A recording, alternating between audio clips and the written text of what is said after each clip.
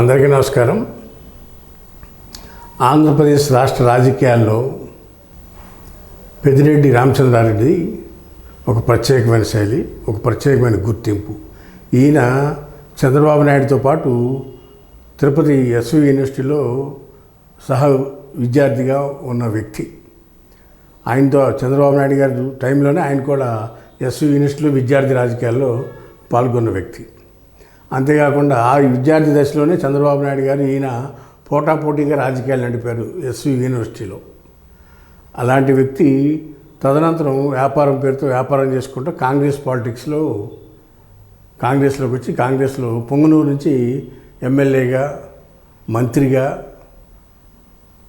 కాంగ్రెస్ తర్వాత వైసీపీ పెట్టినాక జగన్మోహన్ రెడ్డితో పాటు వైసీపీలోకి వచ్చి వైసీపీలో తిరుగులేని నాయకుడిగా ఉన్నారు పెద్దిరెడ్డి రామచంద్రారెడ్డి గారు.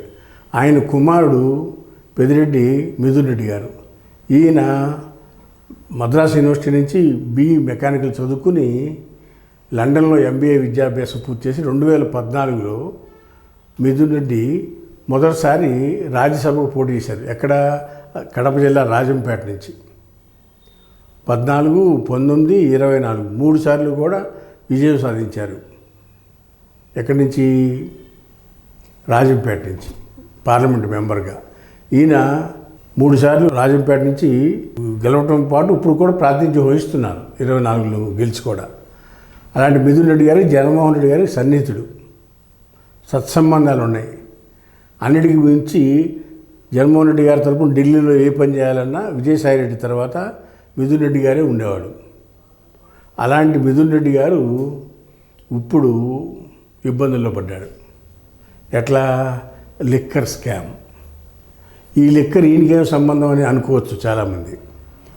జగన్మోహన్ రెడ్డి గారు ఉన్న 5 సంవత్సరాల పీరియడ్లో ప్రభుత్వమే లిక్కర్ వ్యాపారం చేసింది. దాంట్లో మెయిన్ పాత్ర చిత్తూరు జిల్లా నుంచి ప్రైవేట్ డిస్టిలరీలు పెట్టి అక్కడి నుంచి రాష్ట్రానికి మొత్తానికి అవసరమైన లిక్కర్ని తయారు చేసి అమ్మటంలో ఈయన ప్రధాన పాత్ర పోషించాడని మనకున్న సమాచారం, మన విశ్లేషకులు చెప్పే అభిప్రాయాలు.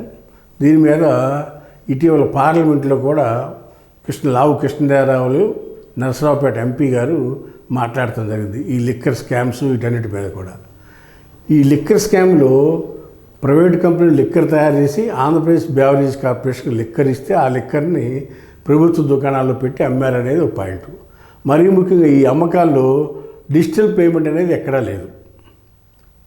అంతా క్యాష్ పేమెంట్ తప్పి గడిచిన 5 ఏళ్ళు కూడా డిజిటల్ పేమెంట్ అనేది లేదు. అంతా క్యాష్ ట్రాన్సాక్షన్స్ చేశారు. ఈ డబ్బుని విదేశాలకు తరలించారనేది, మనీ లాండరింగ్ చేశారనేది అపవాదులు ఉన్నాయి, ఆరోపణలు ఉన్నాయి. దాని మీద ఏపీసీఐడి వాళ్ళు ఎంక్వైరీ చేస్తూ ఉంటే మిథున్ రెడ్డి గారు హైకోర్టుకి వెళ్ళి యాంటిసిపేటరీ బెయిల్ అప్లై చేసుకున్నాడు. హైకోర్టులో యాంటిసిపేటరీ బెయిల్ ఇవ్వాల. తర్వాత పార్లమెంట్లోకి శ్రీకృష్ణదేవరాయలు మాట్లాడుతూ ఇలా ఇంత పెద్ద కుంభకోణం జరిగింది ఆంధ్రప్రదేశ్లో గడిచిన 5 సంవత్సరాల్లో.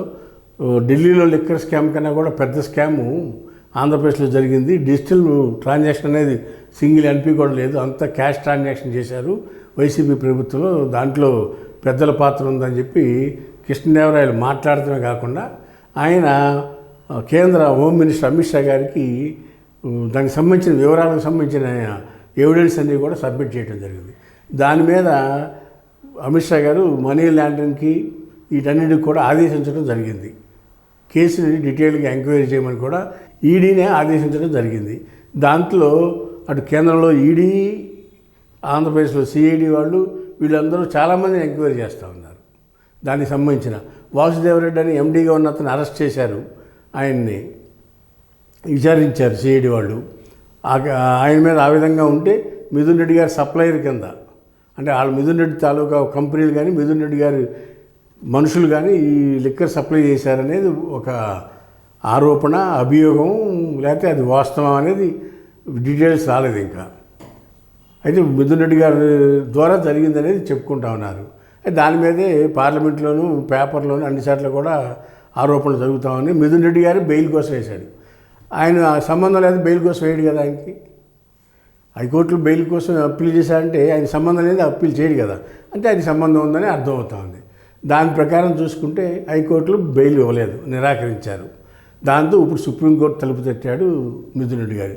అయితే రాబోయే కొద్ది రోజుల్లో నెక్స్ట్ ఈ లిక్కర్ స్కామ్ గురించి మిథున్ రెడ్డి గారిని అరెస్ట్ చేయొచ్చు అనేది మనకు అందుతున్న సమాచారం, లేకపోతే మీడియాలో వస్తున్న వార్తలు, కథనాలు.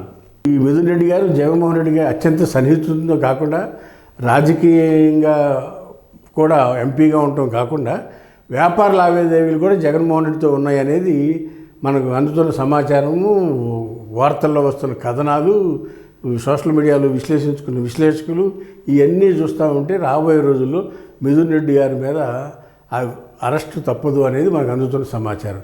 అంతేకాకుండా వీళ్ళు బీజేపీకి వెళ్తారని కూడా ఒక టాక్ ఉంది. ఎందుకంటే మిథున్ రెడ్డి గారి మీద మదనపల్లి ఆర్డీఓ ఆఫీసులో ఫైళ్లు దాఖలైన దాని మీద అనుమానాలు, ఫారెస్ట్ ల్యాండ్ని ఎంక్రోచ్ చేశారని, ఇట్లా అనేక రకాల ఆరోపణలు, దాని మీద ఎంక్వైరీలు జరుగుతుంది. అటు చూస్తే తండ్రి మీద ఎంక్వైరీ జరుగుతుంది, ఇటు కొడుకు మీద ఏమో లిక్కర్ స్కాము, తండ్రి మీద ఏమో ల్యాండ్ క్యాప్చరింగ్ మీద ఇలా జరుగుతూ ఉన్నాయి. వీళ్ళు ఈ కేసు నుంచి తప్పించుకోవాలంటే బీజేపీకి దగ్గరైతే బాగుంటుందేమోనని విశ్లేషకులు అవుతారు అని చెప్తున్నారు విశ్లేషకులు. మరి వేచి చూద్దాం, రాబోయే రోజుల్లో బీజేపీకి దగ్గరే కేసుల నుంచి తప్పించుకుంటారా, లేకపోతే జగన్తోనే ఉండి కేసుల్లో శిక్షలు కేసుల్ని ఫేస్ చేస్తారా, వేచి చూద్దాం. రాబోయే రోజుల్లో ఏం జరిగినా ఆశ్చర్యపడవసరం. అంతేకాకుండా ఇప్పుడు వరకు చూస్తే వైసీపీలో వంశీ, పోసాని కృష్ణమురళి ఈ అరెస్టులతో పాటు ఏ రోజు ఎవరి మీదకి ఏ కేసు వస్తుందా అని వైసీపీ శ్రేణులు ఆందోళనగా ఉన్నారనేది ఈ సందర్భంగా తెలియపరుస్తున్నాం. హాయ్ ఫ్రెండ్స్, మా ఫ్యూచర్ టుడే ఛానల్ చూస్తున్నందుకు చాలా థ్యాంక్స్.